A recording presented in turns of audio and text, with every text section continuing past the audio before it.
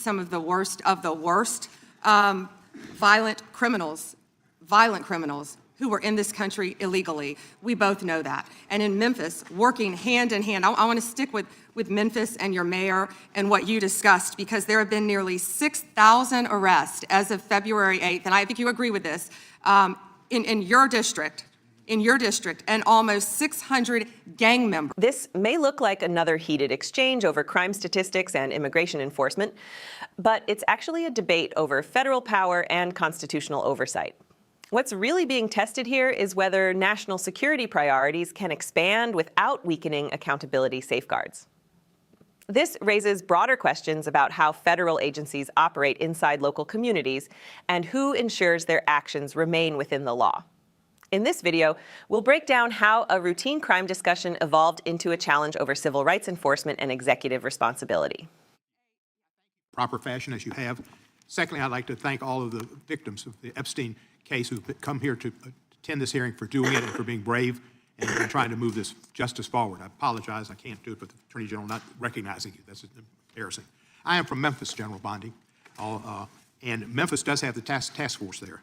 The Memphis Safe Task Force has been operating in Memphis for several months, and we do have a Democratic Mayor, Paul Young, and he's not against the task force, but he's against ICE being in Memphis, and he's not in favor of the National Guard being in Memphis, and I concur with him on those positions. I think the DEA being there, the alcohol, tobacco, firearms, the FBI, who have been in Memphis in other ways, having more people there is good for Memphis.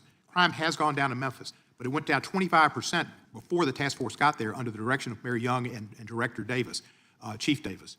It's gone down about 15% more since then. And that's good. But I would like to comment that Mexico City's homicide rate has gone down 40% during the same time, when Memphis has only gone down 25%. And that's not necessarily because of the task force, although the mayor says he thinks it's helped. So I thank you for that. You would agree, I presume, that violent crime in communities across our country is critically important, and that's why the task force is there. Is that not true? Yes, and if I can just add to that, I think the surge, the FBI, our FBI under the leadership of Director Patel, came in and did a surge in Memphis. Earlier. Prior to the task force. Yeah, and thank you for saying that about Mayor Young. He's been great to work with, and thank you. He's a good guy. He's a very good guy. One problem I've got with where we are in priorities here. A recent Department of Justice National Institute of Justice report based on arrest records in Texas and in California found that undocumented immigrants were less than half as likely as U.S.-born Americans to be arrested for homicide.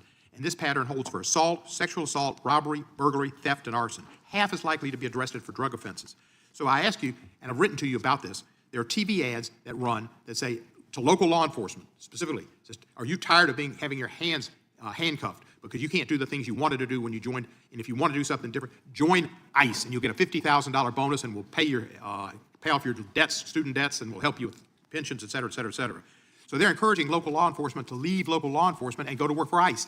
We need people working in the front lines of local law enforcement to protect our citizens from the worst of the worst. The worst of the worst are not the immigrants. The worst of the worst, records show, are native-born Americans, and they are committing crimes that hurt our citizens and our cities, and you're working against it, and thank you for that. But by trying to get our local law enforcement, where we have an undercount of officers in Memphis, to leave Memphis and go to work for ICE to deport people is a wrong priority. Why are we trying to get people, policemen who are working on the front lines, to leave the front lines, take the $50,000 and go to work for ICE and instead of working to fight the worst of the worst? Congressman, I have not yet seen that commercial, that ad. I would argue that we need strong people in both local law enforcement, state law enforcement, and all of our federal agencies working together. I've seen some of the worst violent criminals who were in this country illegally. We both know that. And in Memphis, working hand in hand, I want to stick with Memphis and your mayor and what you discussed, because there have been nearly 6,000 arrests as of February 8th, and I think you agree with this, in your district, and almost 600 gang members. What we found in Memphis, a lot of the gangs are local gangs. But 600 gang members were taken off the streets. Because I've only 40 seconds. I'm going to agree with you. Yeah. I thank you for that. And 148 missing children were recovered by all of us working together, and nearly 1,000 illegal guns were seized as a result of us working together. And I don't disagree with some of the things you said, but there are questions about those children, but it's a different thing. The fact is, ICE is running rampant, and you are not investigating them. When they killed Mr. Prete, and Ms. Good, that was an execution, and you did not investigate it. And you tried to investigate Ms. Good's widow, and you tried to investigate Mr. Preddy. They were executed, like Christine Ohm executed her dog. And that was wrong. And you should investigate those people, and you should investigate anybody that uses a weapon, federal official or not, for civil rights violations. I yield back the balance. Gentleman yields back his time. Madam Attorney General, anytime you need a break, just let us know. If not, great. we'll just keep going. The chair is now recognized. In that charged moment inside the hearing room, Congressman Steve Cohen did not mince words. He began by thanking victims who had come forward in other cases, acknowledging their courage, and then pivoted sharply to what he described as a failure of accountability. He cited statistics about crime rates in Memphis. He questioned recruitment tactics. And then, with visible frustration, he accused federal authorities of failing to investigate what he called the execution of Alex Preddy and Renee Good. The air shifted. The language grew heavier. The stakes unmistakably higher. Across the dais sat Attorney General Pam Bondi, listening as Cohen wove together data, local concerns, and moral outrage. He spoke of Memphis, of crime reductions before and after federal surges. He referenced a Department of Justice report suggesting undocumented immigrants were statistically less likely to be arrested for certain serious offenses than U.S.-born citizens. He challenged the priority of encouraging local officers to leave their posts for federal immigration roles. And then he delivered his most explosive charge, that federal agents had acted unlawfully in the deaths of 2 individuals, and that the department had not properly investigated. This was not simply a policy disagreement. It was a confrontation about power and responsibility. Bondi responded by defending coordination between federal, state, and local agencies. She pointed to thousands of arrests, hundreds of gang members apprehended, missing minors recovered, and weapons seized. She emphasized cooperation with Memphis leadership. Her argument was clear. Federal enforcement, in her view, had strengthened public safety.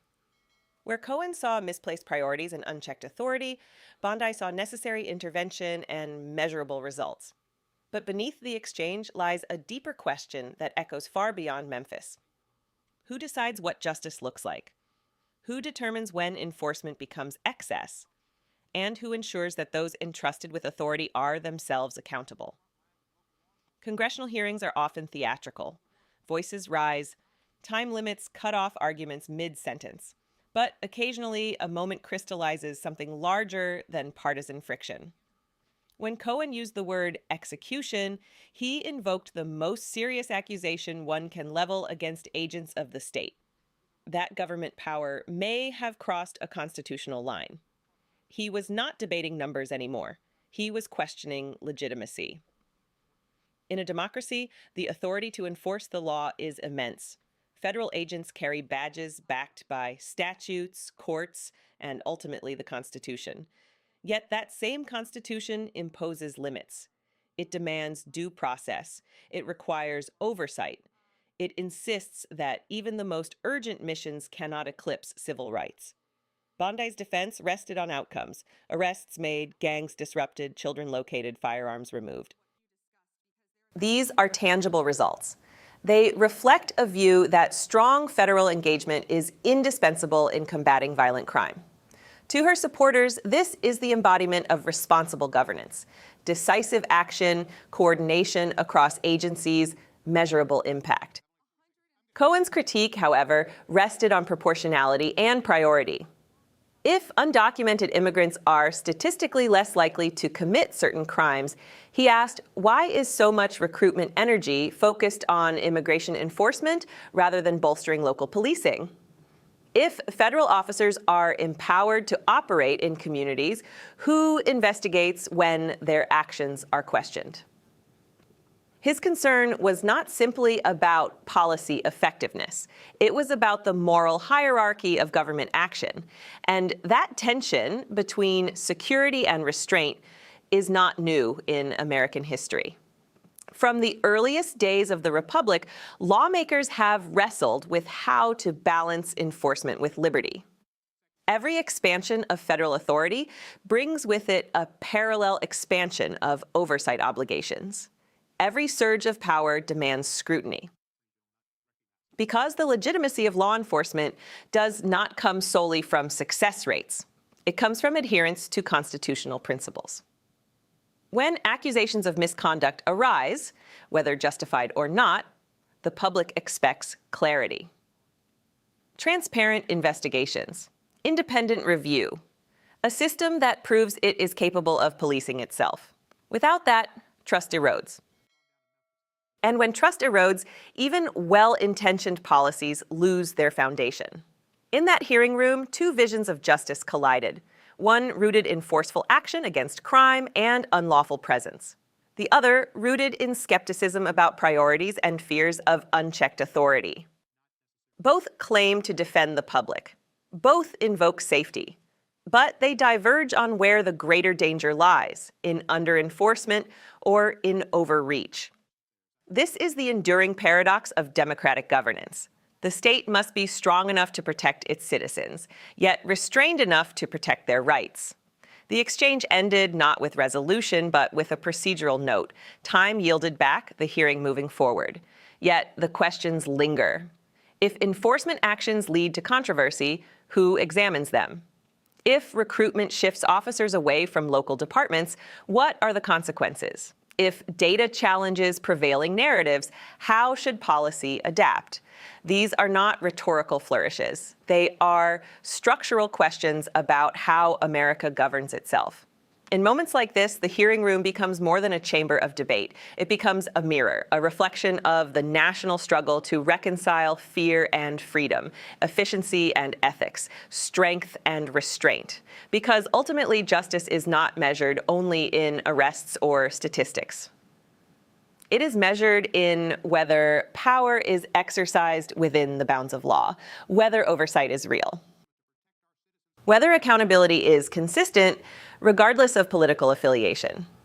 And that responsibility does not rest solely with those seated at the witness table or behind the microphones. It rests with an informed public willing to scrutinize, question, and demand transparency. The Constitution does not enforce itself. Oversight does not happen automatically.